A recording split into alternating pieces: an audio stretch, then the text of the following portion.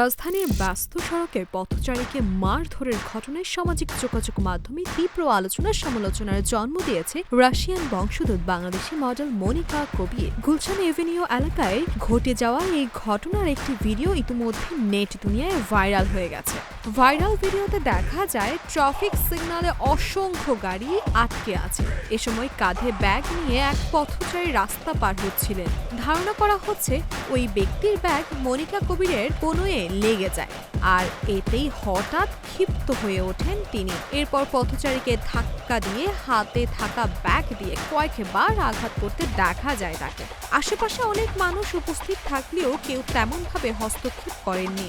ভিডিওটি সামাজিক যোগাযোগ মাধ্যমে ছড়িয়ে পড়ার পর থেকে শুরু হয় নানা সমালোচনা। অনেকেই প্রকাশ্যে একজন পথচারীকে এভাবে মারধরের ঘটনাকে নিন্দা জানিয়েছে।